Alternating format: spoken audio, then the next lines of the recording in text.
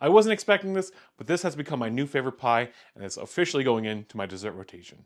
This recipe comes from my friend Max Miller over on Tasting History. A huge shout out to Max for not only putting this recipe together, but also giving us a little crash course on the history of pecans. Heat your oven to 425 degrees Fahrenheit and line each pan with your favorite pie dough. Now press the pie dough in and layer some foil over the top, then fill it with pie weights, or dry beans. And into the oven the pie goes for about 12 minutes. After 12 minutes, take the weights and foil off and bake your pies again for another 5 to 7 minutes until the bottoms just start to brown. Now drop your oven down to 350 degrees Fahrenheit and let's make our custard.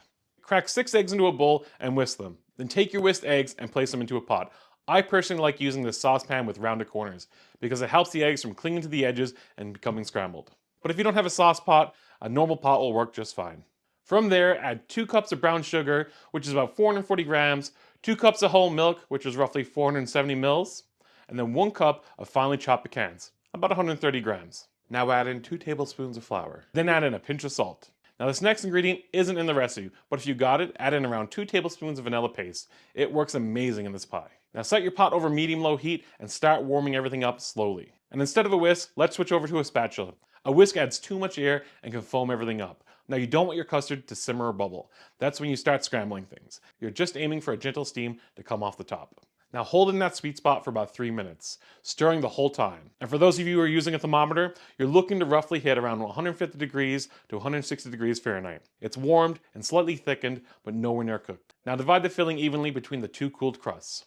Then you can add some extra pecans on top and a nice little pattern to make it look all pretty. Then place it in the oven and bake it for about 35 to 40 minutes. Times may vary depending on your oven.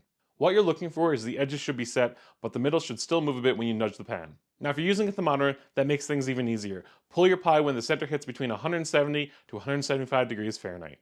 That's the sweet spot where the custard sets firmly enough to slice cleanly, but the eggs don't overcook.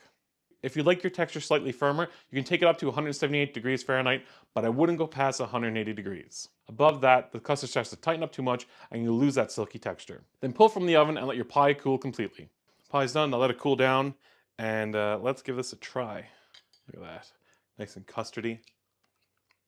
It's not too sweet. It's like the perfect amount of sweetness. That's really good. Awesome video, Max.